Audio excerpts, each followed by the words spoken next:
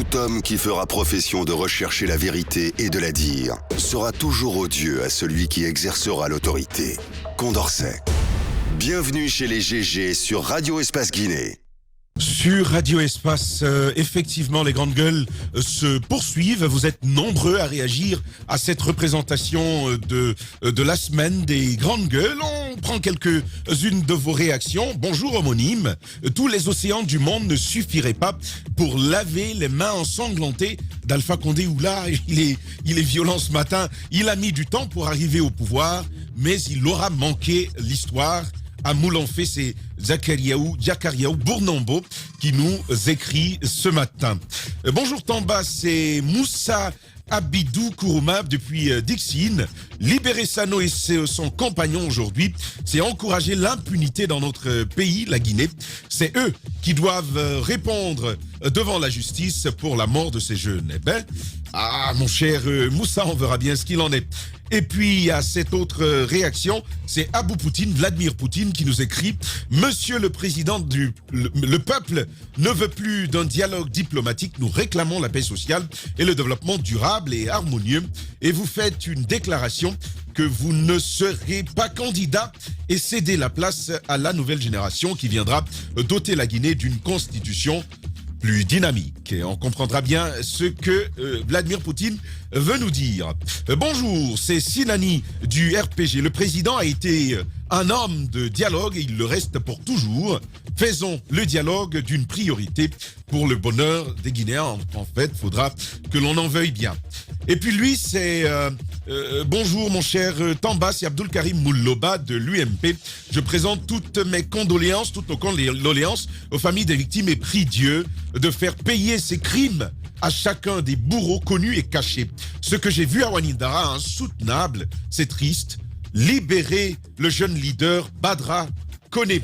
C'est donc Abdul Karim Mouloba qui nous envoie ce message. Et puis, l'inconditionnel, Alpha Moussaya Makadiabi.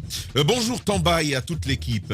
Les mêmes qui accusaient le président de s'immiscer dans le fonctionnement de la justice sont les mêmes qui sillonnent les couloirs de Sékou Touré et fréquentent les amis du président pour obtenir la libération d'Abdourahmane Sano.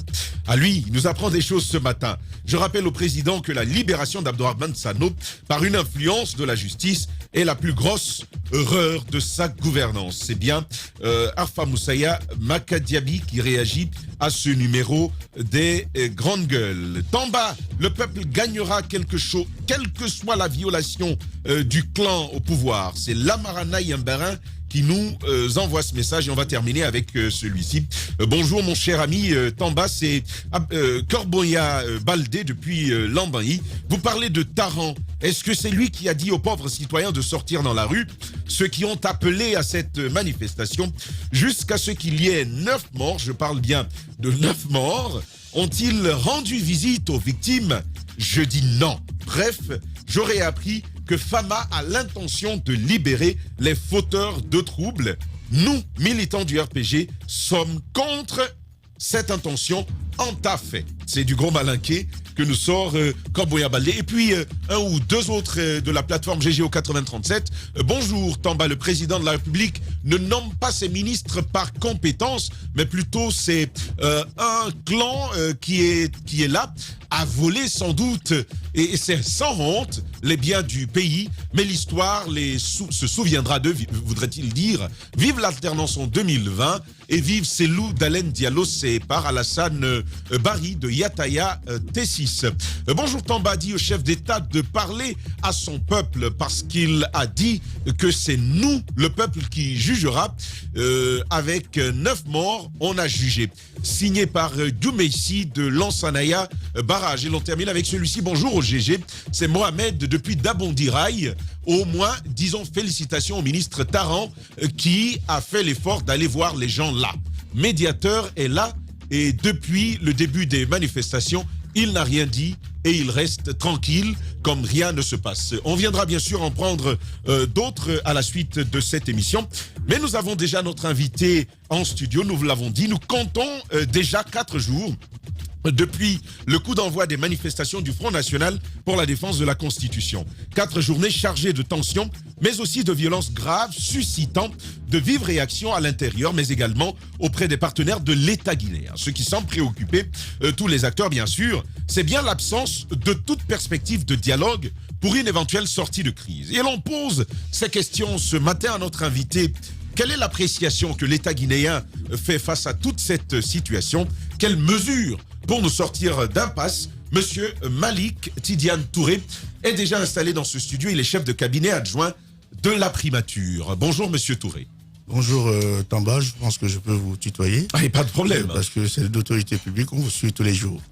Je commencerai par dire que on ne peut pas dans ce pays donner libre cours aux minorités agissantes. On en viendra tout à l'heure. C'était juste un préalable parce que le préalable va venir. Non, c'est nécessaire. C'est nécessaire parce que vous venez de faire le lit de toutes les opinions qui ont été exprimées depuis le début de cette émission. Est-ce que vous permettez que je vous dise bienvenue? Oui, bienvenue, monsieur. Je pensais que j'avais déjà la parole. Vous ne l'avez pas encore. Je pensais que j'avais déjà la parole. Voilà, bienvenue, monsieur Touré. Compte tenu de la promiscuité du temps, il m'a paru nécessaire de... Non, bienvenue, monsieur Touré. Chez nous, on dit bienvenue avant. Merci. Voilà. Merci. On commence avec vous, Moussaïro. Alors, moi, je vais juste le prendre au mot. Il parle de minorité agissante pour lui permettre d'aller au bout de son idée qu'il vient d'entamer. Qui qualifiez-vous de minorité agissante?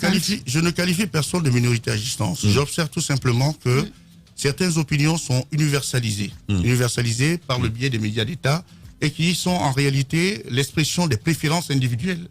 Tout à l'heure, quand les auditeurs, par exemple, et les auditeurs suivent ce que M. Tamba les relaie, c'est-à-dire ils sont tentés parfois d'être entraînés par ces opinions parce que n'oublions pas le rôle et la place de votre radio au sein de notre démocratie. Vous êtes une radio qui est suivie, vous êtes des prescripteurs d'opinion, donc il est nécessaire, il est nécessaire, nous partons de fait, monsieur Touré, de prendre la distance avec ces types d'informations pour ne pas verrouiller le débat tel qu'il est produit actuellement. Vous pensez qu'on ne prend pas suffisamment de distance, monsieur Touré? Non, c'est une précaution nécessaire. Le rappeler, c'est une œuvre de salubrité publique parce que la démocratie a besoin d'une chose, la confrontation des idées, mais des idées qui se fondent, sur l'appréciation exacte des faits. Monsieur Touré, par principe, nous le... Permettez, Bassékou, je vais vous laisser mener le débat, rassurez-vous.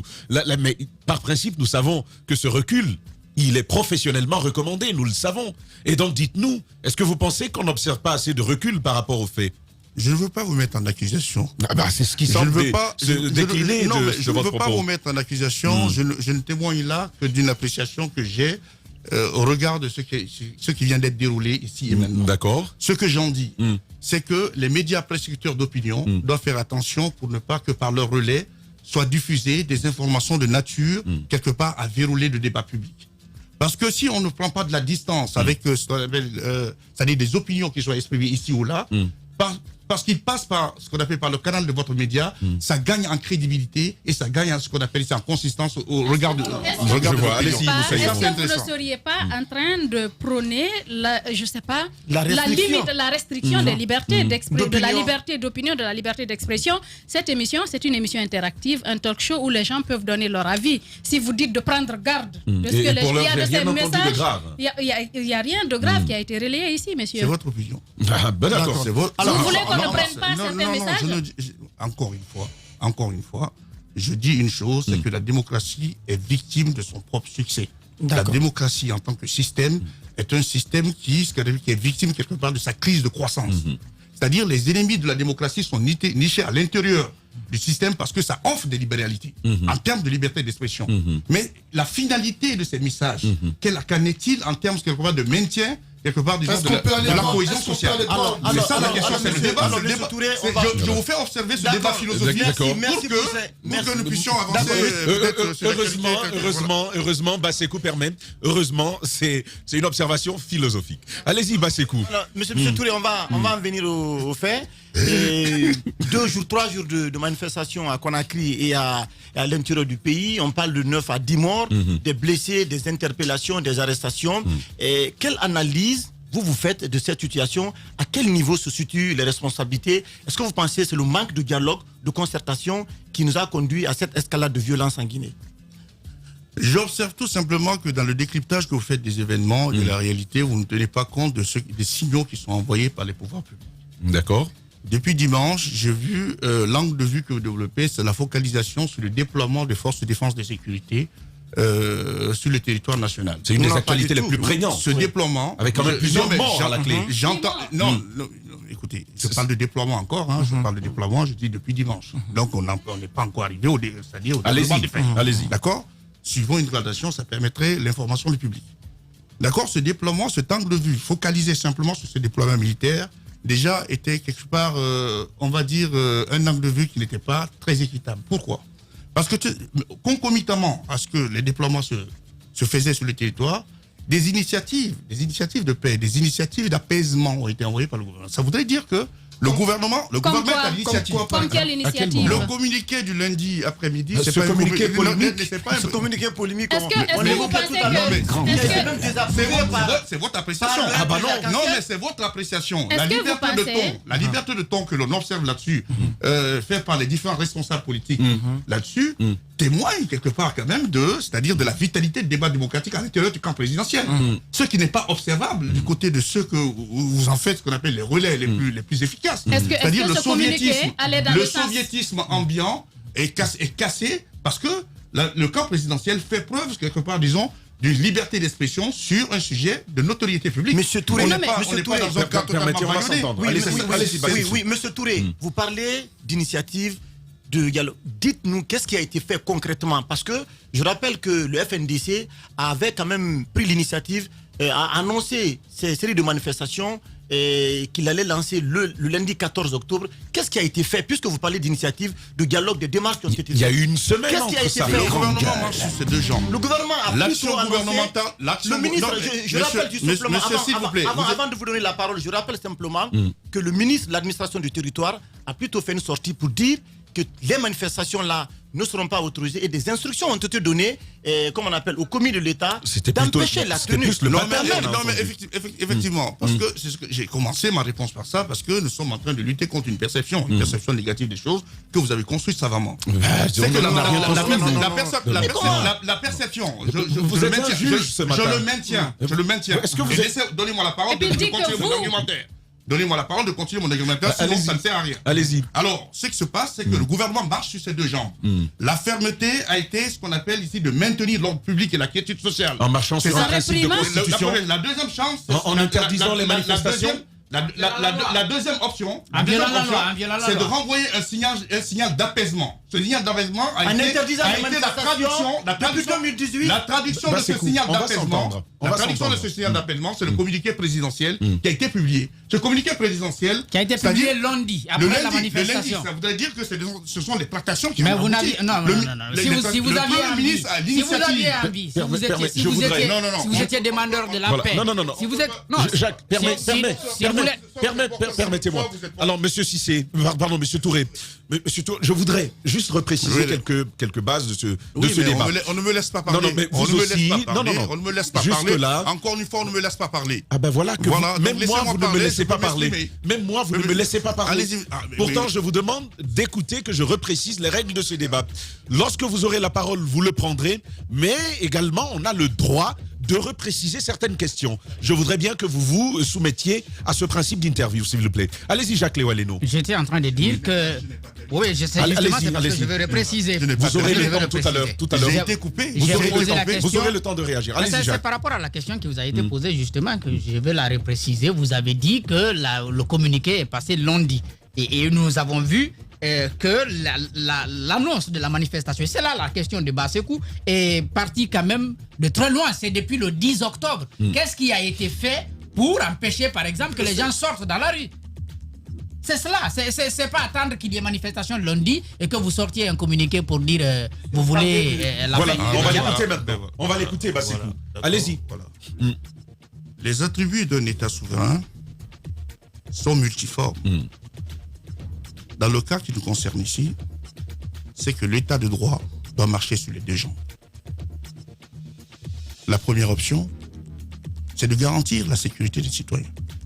Ça a été l'expression de ces déploiements de force que nous avons vus ici ou là. La deuxième option, c'est de prendre l'initiative de la paix, de l'apaisement, d'envoyer un signal d'apaisement à l'ensemble des acteurs.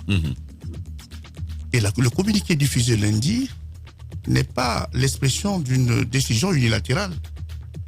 Ça requiert ce qu'on peut appeler l'onction du camp en face. Mais c'est venu avec parfait. Non. Permettez. Donc, un communiqué qui n'a pas été pris. Un communiqué, permettez, nous sommes pris par le temps. Nous sommes pris par le temps. On va marquer la pause. Voilà. Ah donc, finalement, un communiqué qui n'a pas été pris unilatéralement. Le débat vient d'être ouvert. Vous l'avez compris, il est houleux. On va en découdre, comme même à le dire Lamine Guirassi, dans la deuxième partie de cette émission. Restez avec nous. On se retrouve dans une dizaine de minutes. L'émission qui enjaille la Guinée et qui décrypte l'actualité à 360 degrés. Les grandes gueules. C'est aussi sur Sweet FM Guinée. Tous les jours, du lundi au vendredi à 18h. Sur la radio, It's Only It.